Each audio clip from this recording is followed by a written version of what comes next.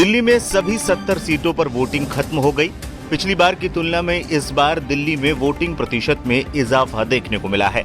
तमाम exit polls भी सामने आ चुके हैं, जिसमें दिल्ली विधानसभा चुनाव में मुख्य मुकाबला आम आदमी पार्टी और भारतीय जनता पार्टी के बीच ही माना जा रहा है। कई एग्जिट पोल्स में कांग्रेस का खाता खुलने की भी उम्मीद जताई जा रही है, लेकिन चुनाव में इन तीन राष्ट्रीय दलों के अलावा कुछ अन्य दल भी चुनावी समर में अपनी किस्मत आजमा रहे हैं और इसमें असदुद्दीन ओवैसी की पार्टी AIMIM भी शामिल है। AIMIM 2 सीटों पर इस बार चुनाव लड़ रही है। ये दोनों सीट पिछले 2 चुनाव से आम आदमी पार्टी जीत रही थी। इन पर ओवैसी की पार्टी ने 2 मजबूत प्रत्याशियों को उतारकर मुकाबले को रोमांचक बना दिया है। मुस्तफाबाद में हुई बम्पर वोटिंग। असदुद्दीन ओवैसी की अगुवाई वाली AIMIM ने दिल्ली चुनाव में महज 2 सीटों पर ही अपने प्रत्याशी खड़े किए, लेकिन अपने 2 प्रत्याशियों के दम पर ओवैसी की पार्टी ने राजधानी की राजनीति में जोरदार माहौल बना दिया। ओखला में शाम 5 बजे तक के आंकड़ों के मुताबिक करीब 52% वोटिंग हुई और मुस्तफाबाद में करीब 67% मतदान हुआ।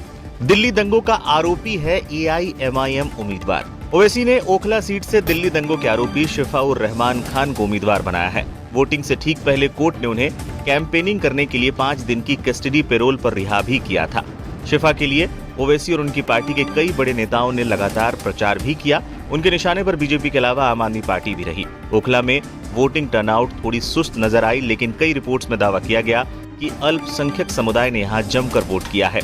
ओखला सीट मुस्लिम बहुल सीट है। यहाँ 50% से अधिक मुस्लिम वोटर्स रहते हैं। पिछले 2 चुनाव में यहाँ आप और बीजेपी के बीच सीधा मुकाबला रहा था, लेकिन AIMIM भी यहाँ से चुनाव लड़ रही है, जिससे चुनाव कड़ा हो गया है। मुस्तफाबाद सीट पर भी कांटे का मुकाबला। ओखला के अलावा AIMIM ने मुस्तफाबाद सीट पर ताहिर हुसैन को खड़ा किया है। ताहिर हुसैन भी दिल्ली दंगों के आरोपी हैं और 5 साल से जेल में बंद है। चुनाव प्रचार के लिए दाखिल जमानत याचिका पर सुप्रीम कोर्ट ने ताहिर हुसैन को 6 दिन की कस्टडी पैरोल दी थी। पैरोल के दौरान उन्होंने ताबड़तोड़ चुनावी प्रचार किया था। मुस्तफाबाद दिल्ली में 2020 में हुए सांप्रदायिक हिंसा का केंद्र रहा था और यहाँ करीब 2.5 लाख से ज्यादा वोटर्स हैं, जिनमें करीब 40% मुस्लिम हैं। इस चुनाव में मुस्लिम बहुल इलाकों में जमकर वोटिंग होने का दावा किया जा रहा है। कई रिपोर्ट्स में दावा किया गया है कि ओखला और मुस्तफाबाद दोनों ही सीट पर AIMIM उम्मीदवारों ने बीजेपी और आप के उम्मीदवारों को कड़ी टक्कर दी है।